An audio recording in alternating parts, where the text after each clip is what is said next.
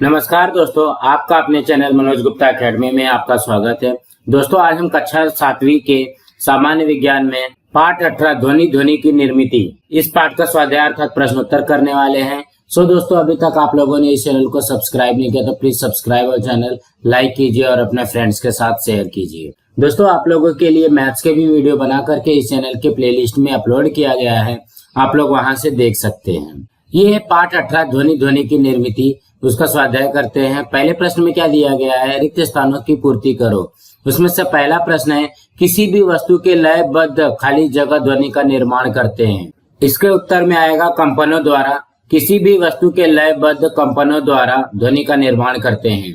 दूसरे में क्या दिया गया, ध्वनि की आवृत्ति खाली जगह में मापी जाती है। इसके उत्तर में आएगा हर्ट्ज। ध्वनि की आवृत्ति हर्ट्ज में मापी जाती है।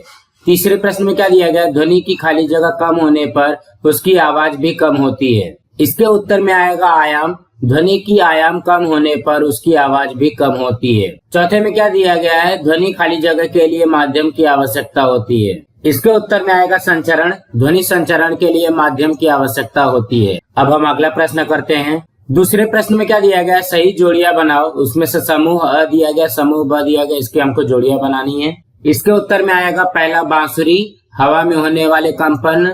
दूसरा आवृत्ति, हर्ट्ज में मापते हैं। तीसरा ध्वनि की प्रबलता, डेसिबल। चौथा पराश्रव्य ध्वनि, आवृत्ति 20,000 हर्ट्ज से अधिक। और पांचवा है श्रव्य ध्वनि, 20 हर्ट्ज से कम आवृत्ति। अब हम अगला प्रश्न करते हैं। तीसरे प्रश्न में क्या दिया गया है, वैज्ञानिक कारण लिखो। उसमें से पहला प्रश्न है, पुराने समय में रेल की पटरियों पर कान लगाकर रेल के आने का अंदाजा लगाया जाता था।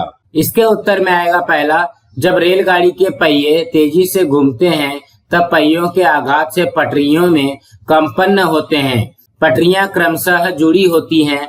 दूसरा, इसलिए रेलगाड़ी के आगे वाली पटरियों में भी सहानुभूति कंपन उत्पन्न होते हैं। ये कंपन रेलगाड़ी जहां है वहां से दूर वाली पटरियों तक पहुंचते रहते हैं। तीसरा, जब दूरस्थ पटरियों पर कान लगाते हैं तब इन कंपनों के कारण हमें दूरस्थ रेलगाड़ी का अनुमान होता है।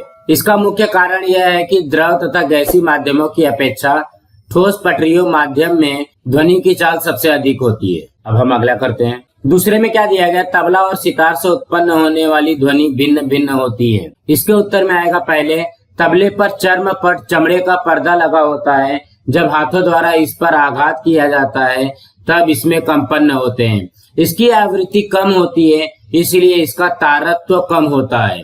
इसकी आवाज अलग प्रकार की होती है। और दूसरा, सितार के तारों को छेड़ने पर उत्पन्न ध्वनि की आवृत्ति अधिक और तारत्व उच्च होता है, इसलिए सितार से उत्पन्न ध्वनि सुरीली तथा कर्णप्रिय होती है। अब अगला करते हैं। तीसरे में क्या दिया गया, चंद्रमा पर जाकर यदि तुमने अपने मित्र को आवाज लगाई तो उसे सुनाई नहीं देगी। इसके उत्तर में आएगा पहला, ध्वनि के संचरण के लिए किसी न किसी द्रव्यात्मक, ठोस, द्रव तथा गैसीय माध्यम की आवश्यकता होती है।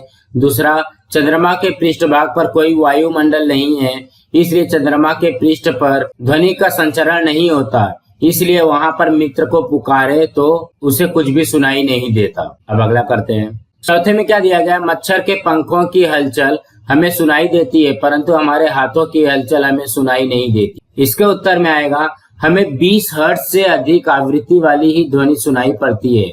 मच्छर के पंख की आवृत्ति 20 हर्ट्ज से बहुत अधिक होती है, इसलिए इससे उत्पन्न ध्वनि हमें सुनाई पड़ती है। हाथों के हलचल की आवृत्ति 20 हर्ट्ज से बहुत कम होती है, इसलिए हाथों की हलचल से उत्पन्न ध्वनि हमें सुनाई नहीं पड़ती। अब अगला प्रश्न करते हैं। चौथे प्रश्न में क्या दिया गया है, नीचे दिए प्रश्नों के उत्तर लिखो। उसमें से पहला प्रश्न है, ध्वनि की निर्मिति कैसे होती है। इसके उत्तर में आएगा, किसी वस्तु पर आघात करने पर उस वस्तु में कंपन होने पर ध्वनि का निर्माण होता है। अब अगला करते हैं। दूसरे में क्या पूछा गया है, ध्वनि की तीव्रता किस पर निर्भर करती है। इसके उत्तर में आएगा, ध्वनि की तीव्रता निम्नलिखित कारकों पर निर्भर करती है। पहला है कंपन आयाम और दूसरा है आवृत्ति। तो कंपन आयाम क्या है, ध्वनि की तीव्रता कंपन आयाम के वर्ग के प्रत्यक्ष समानुपाती होती है। और आवृत्ति बढ़ने पर ध्वनि का तारत्व बढ़ता है, इसलिए तीव्रता बढ़ती है। अब अगला करते हैं। तीसरे में क्या दिया गया है, दोलक की आवृत्ति का सहसंबंध दोलक की लंबाई और आयाम से कैसे होता है स्पष्ट करो। यहाँ पे आप लोग देखोगे दोलक और लोलक दोनों एक ही चीज है।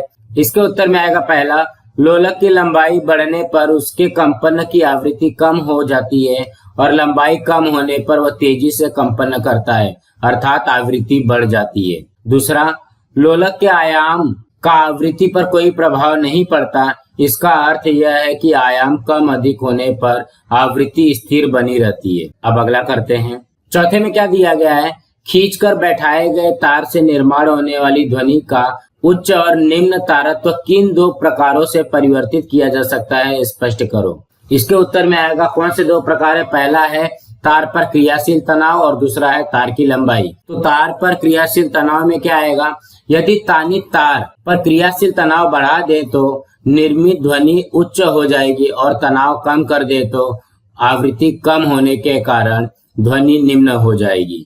और तार की लंबाई में क्या आएगा, तार की लंबाई बढ़ने पर आवृत्ति कम हो जाती है, इसलिए ध्वनि निम्न होगी और तार की लंबाई कम करने पर आवृत्ति बढ़ने के कारण ध्वनि उच्च हो जाएगी। सो दोस्तों, आज हमारा यहाँ पे पाठ 18 का स्वाध्याय कंप्लीट हुआ।